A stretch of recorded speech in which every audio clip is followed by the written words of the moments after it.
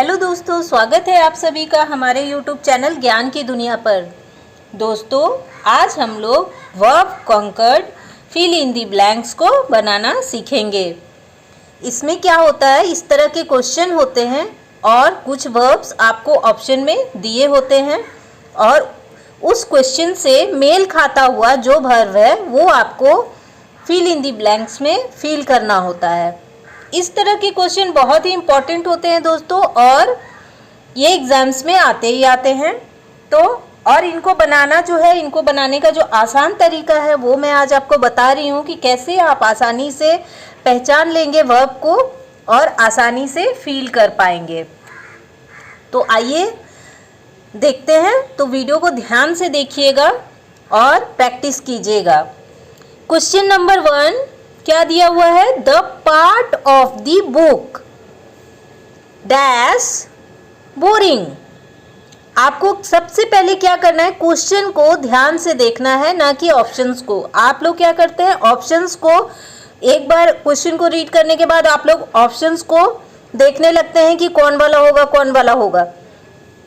आपको बिना ऑप्शंस को देखे हुए इस क्वेश्चन को ही रीड करना है और समझना है कि क्वेश्चन में क्या पूछा गया है, इसका क्या मीनिंग है। तो यहाँ पर क्या पूछा जा रहा है, the part of the book, मतलब एक किताब है उसका एक पार्ट डैश बोरिंग है। ठीक है, तो उसका एक पार्ट बोरिंग है, तो इसका मतलब क्या होगा, वो एक पार्ट है तो उसके लिए क्या आएगा यहाँ पर। अब यहाँ पर जो वर्ब दिया हुआ है इसे हम लगाकर यहाँ फील करके देखेंगे कि क्या इसके साथ ये मैच कर रहा है। जैसे the part of the book have boring, ये सेंटेंस सुनने में अच्छा नहीं लग रहा है और ये सही भी नहीं है। उसके बाद इसी तरह से हम एक एक सेंटेंस को लगाएंगे। The part of the book are भी नहीं होगा क्योंकि बुक का वो एक पार्ट है, तो एक पार्ट के लिए यहाँ पे आर तो आएगा नहीं।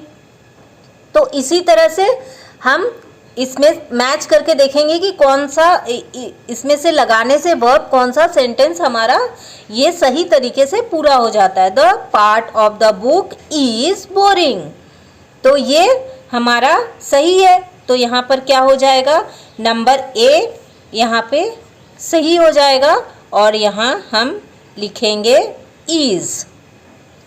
इसी तरह से आपको क्या करना है, सिर्फ क्वेश्चन पे फोकस करना है और क्वेश्चन को ही एकदम ध्यान से पढ़ना है और देखना है कि कौन सा वर्ब मैच कर रहा है। ठीक है, और क्वेश्चन को आपको हिंदी में भी समझ लेना है, उसका मीनिंग जो है वो हिंदी में भी आपको बहुत अच्छी तरह से समझ लेना है।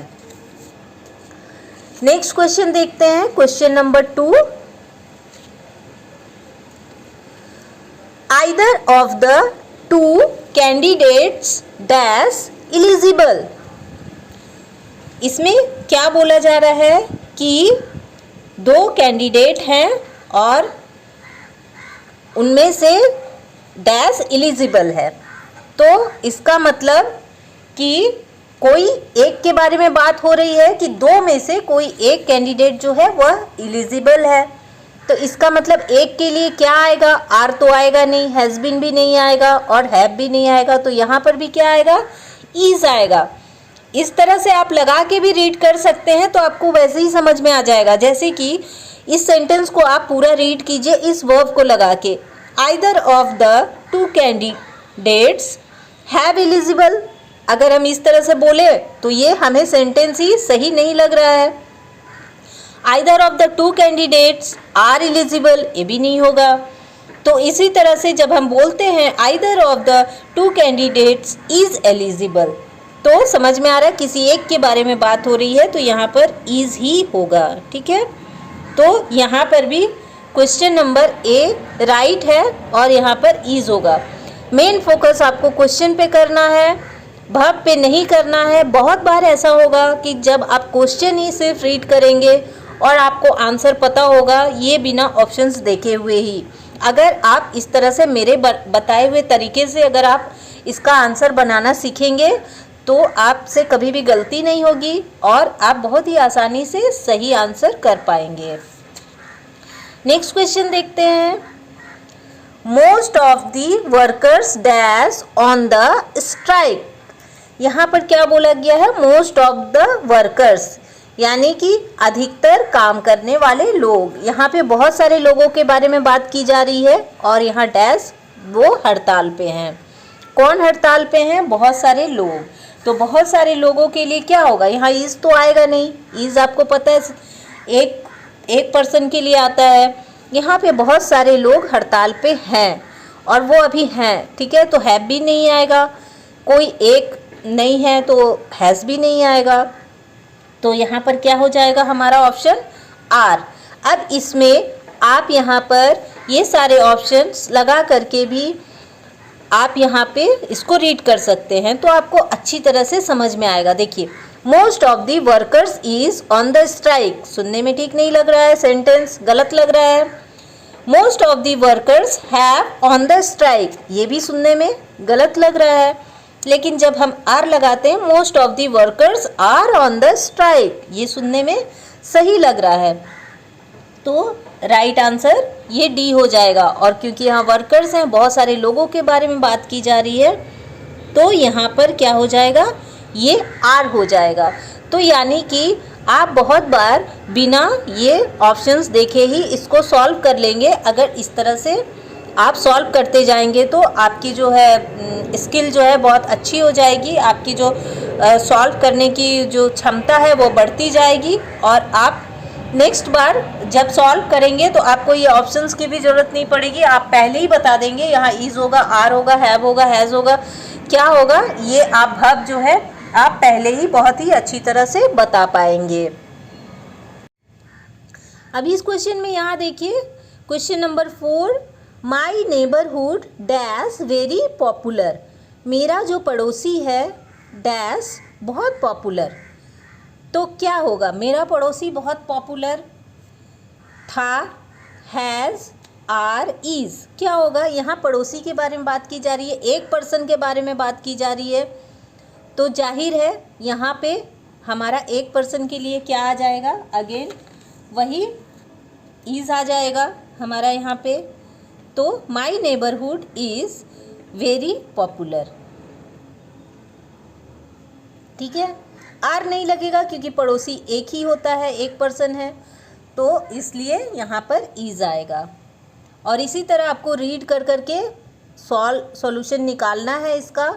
जब इस तरह की कोई भी फिल इन द ब्लैंक्स हो तो आप कोशिश कीजिए कि उसको रीड करके ही उसका पहले ही सॉल्यूशन निकाल ले बिना ऑप्शन देखे हुए। क्वेश्चन नंबर 5 को देख लेते हैं, क्या है, neither you nor your sister dash to them, नहीं तुम्हारी तुम और ना ही तुम्हारी बहन डैश उनको।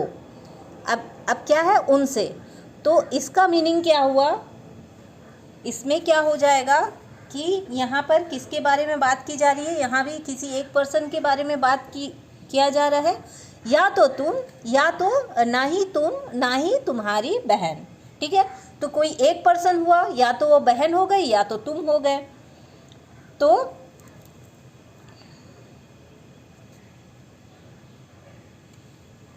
यहाँ पर शुड होगा, यहाँ पर शुड मैंने नहीं लिखा है, SHOULD, शुड होगा यहाँ पे, ठीक है। तो neither you nor your sister should dash to them. अब देखिए यहाँ पे शुड नहीं लिखा हुआ था, लेकिन मैंने जैसे ही सेंटेंस को रीड किया मुझे समझ में आ गया कि यहाँ शुड होना चाहिए, तो मैंने यहाँ पे लिख दिया। तो इसी तरह से जब आप इस तरह से क्वेश्चन बनाएंगे तो आपको वैसे ही समझ में आ जाएगा कि यहाँ इस जगह पे क्या होना चाहिए। तो कोई एक पर्सन क्या कर रहा है, यहाँ पे ऑप्शन में क्या दिया गया है, बातें करना, यानी कि बात कर रहा है। तो कोई एक पर्सन के लिए यहाँ पे क्या आएगा, टॉकिंग, टॉक्ड, टॉक्स या टॉक। तो यहाँ पे सेकंड पर्सन है, यू है, तो यू के लिए यहाँ पे क्या आएगा, यहाँ पे टॉक आएगा, नंबर ए, इस तरह से TALK। अब इस क्वेश्चन को हम यहाँ पे रीड करते हैं तो हमें ये क्वेश्चन जो है वो पूरी तरह से सही और सुनने में सही लगता है, ठीक है। Question number 6, 20 years dash the minimum age to fill this form. यहाँ पे क्या बोला जा रहा है, 20 साल डैश मिनिमम एज है इस फॉर्म को भरने के लिए, मिनिमम एज। अब मिनिमम एज था होगा, हैज़ होगा, हैव होगा, इज़ होगा, इसे कैसे पता करेंगे? तो यहाँ पर जो है ये फॉर्म को भरने के लिए, यानी कि भरा जाएगा ये फॉर्म, अभी भरा गया नहीं है, भरा जाएगा। तो यहाँ पर क्या होगा, है होगा, तो है के लिए क्या आएगा, इज़ आएगा। अगर हम इसको यहाँ पे ये वर्ब्स लगा करके पढ़ें, इस तरह से रीड करें, 20 years are the minimum age to fill this form, तो ये सही नहीं लगेगा क्योंकि फॉर्म को अभी भरा जाना बाकी है। तो आर नहीं होगा, यहाँ पे क्या हो जाएगा, ईज हो जाएगा। ठीक है, ईज हो जाएगा। इसी तरह से आप डिफरेंट वर्ब्स को लगा करके सबको आपको यहाँ पे रीड करके देखना है कि कौन सा वर्ब मैच कर रहा है, और आपको इसी तरह से प्रैक्टिस करनी है। मैंने यहाँ पे आंसर बता दिया, इसका मतलब नहीं कि आप सिर्फ इस आंसर को देख के आराम से यहाँ पे इज़ लगा के और इसको रीड ना करें। आपको सारे वर्ब्स लगा के यहाँ पे रीड करना है, और रीड करते ही जैसे मैंने क्वेश्चन 1 और 2 में बताया उस तरह से आपको सबको प्रैक्टिस करनी है। इस तरह से आप प्रैक्टिस जब करेंगे ना, तो आप जैसे ही 10-15 क्वेश्चन बनाएंगे उसके बाद आपको इतनी प्रैक्टिस नहीं करनी पड़ेगी। आपको बस क्वेश्चन, आप जैसे ही क्वेश्चन रीड करेंगे आपको आंसर अपने से समझ में आ जाएगा कि इसका आंसर यही होगा। अब देखिए यहाँ question number 7, the teacher and the students dash just arrived. क्या बोला गया है कि टीचर और छात्र अभी पहुँचे। अब यहाँ है लगेगा, विल लगेगा, आर लगेगा, क्या लगेगा ये आपको बताना है। तो यहाँ किसके बारे में बात की जा रही है, टीचर। टीचर तो एक ही है लेकिन छात्र बहुत से हैं, ठीक है। तो वे अभी पहुँचे हैं, यानी कि पहुँच चुके हैं।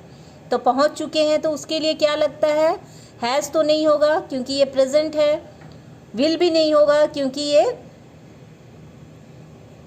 नहीं होगा, और आर भी नहीं होगा। तो यहाँ पर क्या होगा, हैव होगा। ठीक है, क्योंकि यहाँ प्लूरल है तो यहाँ पर इसके साथ हैव आएगा। तो आपको यहाँ पे इसी तरह से रीड करना है सबको लगा करके और प्रैक्टिस करनी है। नेक्स्ट क्वेश्चंस, ये सब जो मैं क्वेश्चंस बता रही हूँ ये वैसे भी बहुत इंपॉर्टेंट है और आपके एग्ज़ाम्स में आ सकते हैं। तो इन सब क्वेश्चंस को आप बहुत ही अच्छी तरह से प्रैक्टिस करके जाइएगा। इस तरह के क्वेश्चन या इससे ही मिलते जुलते क्वेश्चंस आपके एग्ज़ाम्स में आने के चांसेस हैं। क्वेश्चन नंबर 8 क्या है, everyone dash been informed about the incident. इसका मीनिंग क्या हुआ, हर किसी को डैश इन्फॉर्म्ड कर दिया गया है, कर दिया गया है या जो भी है, अबाउट द इंसिडेंट माने इस घटना के बारे में हर किसी को जानकारी थी। तो यहाँ पर थी के जगह पे क्या आ जाएगा, हर किसी को। यहाँ पर क्या है, बहुत सारे लोग हैं, प्लूरल हैं, तो यहाँ पे हैव तो नहीं होगा, हैव तो नहीं होगा, आर भी नहीं होगा, वेयर भी नहीं, सॉरी वेयर होगा यहाँ पे क्योंकि थी का प्लूरल क्या हो जाता है, यहाँ पे था का प्लूरल जो भी है वो वॉस का वेयर हो जाता है। तो यहाँ पर क्या हो जाएगा, वेयर हो जाएगा। ठीक है, तो इस तरह से क्वेश्चन रीड करके ही आपको समझ में आ जाएगा कि इसमें जो है कौन सा वर्ब जो है हमें फील करना है, कौन सा वर्ब जो है इसमें मैच करेगा।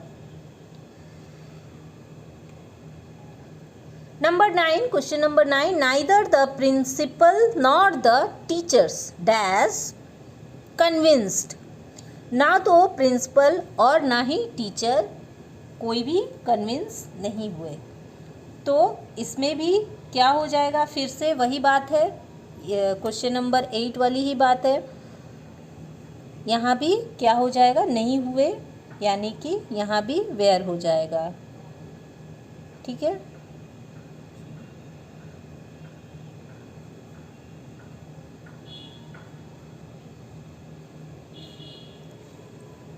इसी तरह से आपको बोल बोल करके और ज़ोर से रीड कर करके आपको प्रैक्टिस करनी है, क्योंकि जो हम बोलते हैं उसको माइंड जो है वो अच्छी तरह से एक्सेप्ट कर लेता है और हमें अच्छी तरह से याद हो जाता है। तो इसी तरह से बोल बोल के आप प्रैक्टिस करेंगे और पढ़ेंगे। Next question number 10, according to the news the shower dash to take place. ठीक है, न्यूज़ के हिसाब से जो देखने वाले हैं उन्होंने जगह ले लिया था है, क्या होगा यहाँ पे? तो देखने वाले जो हैं वो क्या कर रहे हैं? अभी देख रहे हैं, तो यहाँ पे क्या होगा? प्रेजेंट टेंस होगा, तो इज़ होगा यहाँ पे, इज़। ठीक है, इसका सही आंसर इज़ हो जाएगा। मैंने जितने भी क्वेश्चंस बताए हैं बहुत ही इम्पॉर्टेंट है और इसी से मेल खाता हुआ या इसी टाइप का या ये क्वेश्चंस भी एग्ज़ाम्स में आ सकते हैं। तो आप क्वेश्चंस को बहुत अच्छे से ध्यान से देखिएगा और आंसर बनाने की कोशिश कीजिएगा। बहुत ही एक दो बार के प्रैक्टिस से ही आपको ये सब इजी लगने लगेगा और आप बहुत ही अच्छी तरह से आंसर कर पाएंगे। तो उम्मीद करती हूँ दोस्तों कि वीडियो आपको बहुत ही अच्छी लगी होगी और आपके एग्ज़ाम्स में आपकी बहुत हेल्प हो जाएगी। तो वीडियो को लाइक, शेयर और कमेंट कर दीजिएगा। और दोस्तों, शिक्षा वो चीज़ है जिस पर कि सबका अधिकार है, तो अपने दोस्तों के साथ भी शेयर कीजिएगा और ज़्यादा से ज़्यादा शेयर करने की कोशिश कीजिएगा जिससे कि उन्हें भी हेल्प मिल सके। और दोस्तों, मैंने डिस्क्रिप्शन में क्या क्या मैं वीडियो बनाने में यूज़ करती हूँ, इक्विपमेंट्स और भी सामानों की लिस्ट मैंने डिस्क्रिप्शन में दे रखी है। आप वहाँ से जाके चेकआउट कर सकते हैं और बाय भी कर सकते हैं। कुछ एजुकेशन से रिलेटेड भी सामान है और कुछ अलग भी हैं, तो आप वहाँ से बाय कर सकते हैं। तो मिलते हैं नेक्स्ट वीडियो में फिर किसी नेक्स्ट इम्पॉर्टेंट टॉपिक के साथ। तब तक के लिए बाय बाय।